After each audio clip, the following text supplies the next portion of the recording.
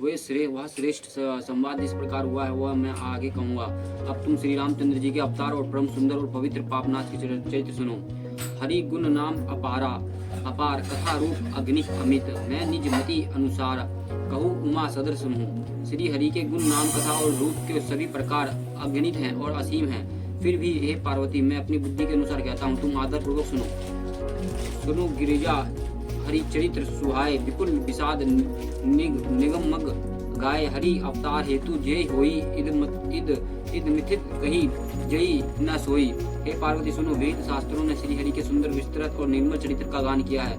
हरि का अवतार जिस कारण से होता है वह कारण बस यही है। ऐसा नहीं कहा जा सकता कि अनेक कारण हो सकते हैं, और ऐसा भी हो सकते हैं कि जिन्हें कोई जान नहीं सकता।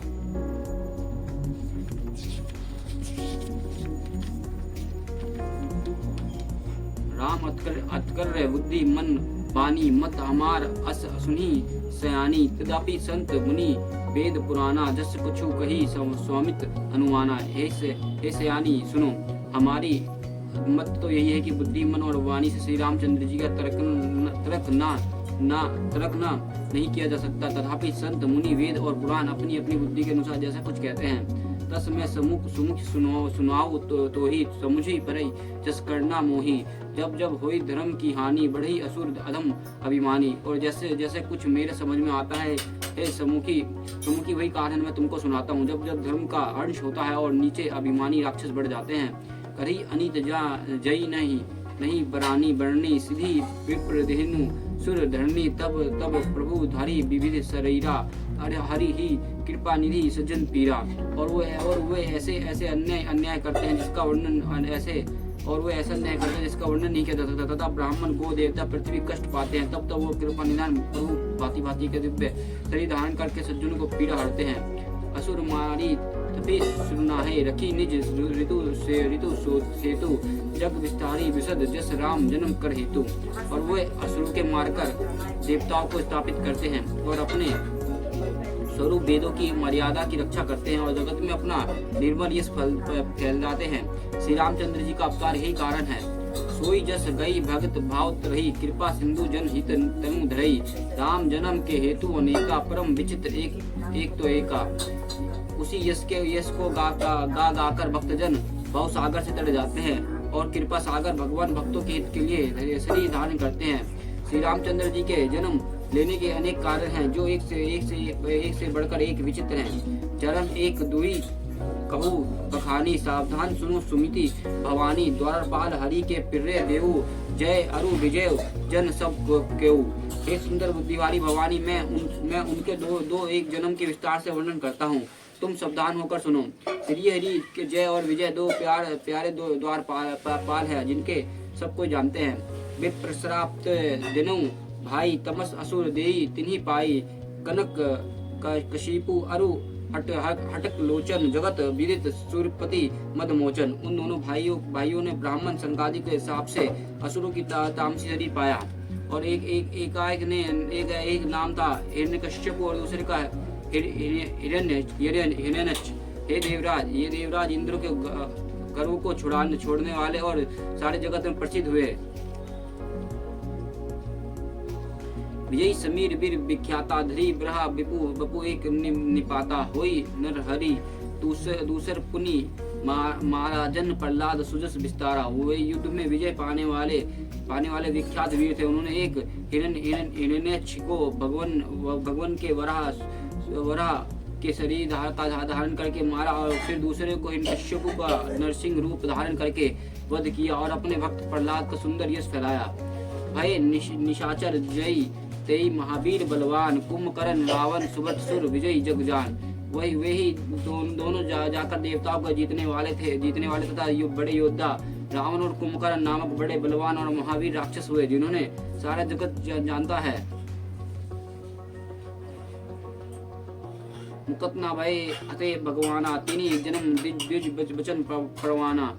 एक बार तिन्ही के हित लागी, धैर्य शरीर भगत अनुरागी। भगवान के द्वारा मारे जाने पर भी वह हिरण्यकश्यप और हिरण्यकश्यप इसलिए मुक्ति नहीं हुए कि ब्राह्मण के वचन का प्रमाण 3 जन्मों के लिए था।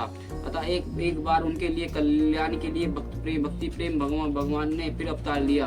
कश्यप अदिति तह पितु माता दशरथ कौशल्या विख्याता। एक कल्प यही विधि अवतारा चरित पवित्र किया संसारा। वही इस अवतार में कश्यप और आदिति जो उनके माता पिता जो दशरथ और कौशल्या के नाम से परिचित थे, और एक कल्प में इस प्रकार अवतार लेकर उन्होंने संसार में पवित्र लीलाएं की। एक कल्प सुर देखी दुखारे, समर जलंधर सब हारे, शंभु किन्हीं संग्राम अपारा, धनुज महाबल मराई न मारा। एक कल्प में सब देवताओं के जलंधर दैत्यों से युद्ध में हार जाने के कारण दुखी देखकर शिवजी ने उसके साथ बड़ा घोर युद्ध किया, पर वह महाबली दैत्य मारे नहीं मरता था। परम सती असुराधीप नारी, तेही बल तही न जिति पुरारी। उस दैत्य राज की स्त्री परम सती बड़ी पवित्रता थी। उसकी प्रताप से त्रिपुरासुर जैसे अजय शत्रु का विनाश करने वाले शिवजी भी उस दैत्य को नहीं जीत सके। छल करी टेरेउ कसु व्रत प्रभु सुर कारज कीन्हा, जब ते ही जनेऊ मरम तब श्राप कोप करी दीन्हा। प्रभु ने छल से उस स्त्री का व्रत भंग कर देवताओं का काम किया, और जब उस स्त्री ने यह भेद जाना तब उसने क्रोध करके भगवान को श्राप दे दिया।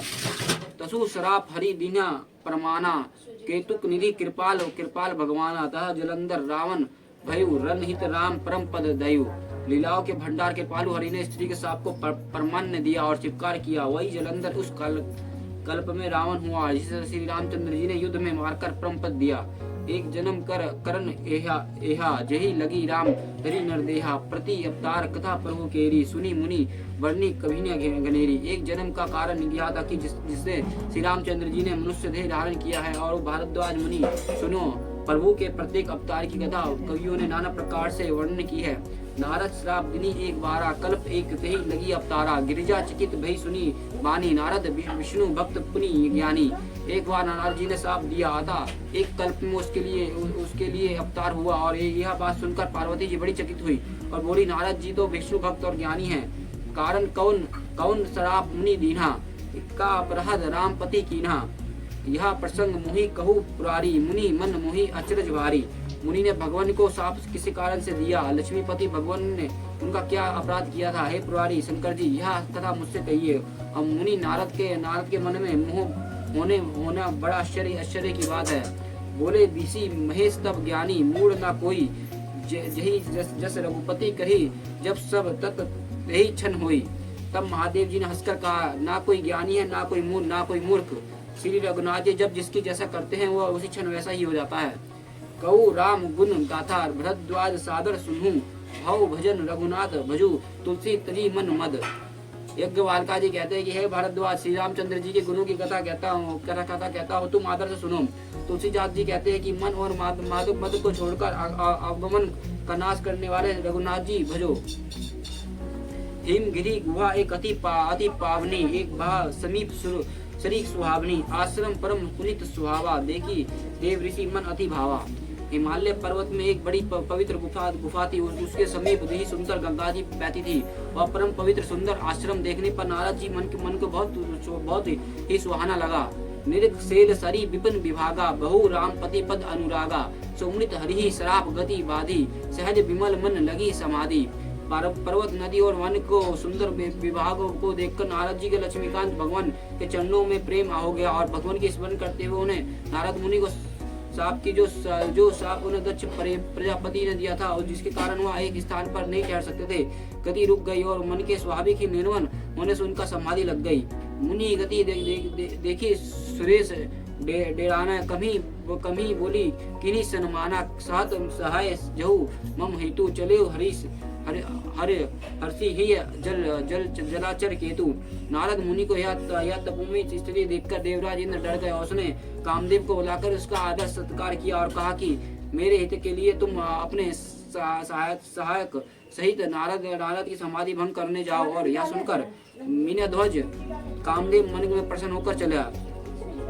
सुना सरी मन मोहु असी त्रासा, चाहत देव ऋषि मम पुरवासा, जो जे कमी लोलुप जग माही, कुटिल काक इव सभी डराई। इंद्र के मन में यह डरा हुआ देवऋषि नारद मेरे पूरी अमरावती को निवास राज्य चाहते हैं। जगत में जो कामी और लोभी होता है वो कुटिल कोई की तरह ही सबसे डरते हैं। सुख हड़ ले भाग साठ सुहान निरख मर्गराज, छीनी ले जनी जन जड़ सिंह सुप्रति न लाज।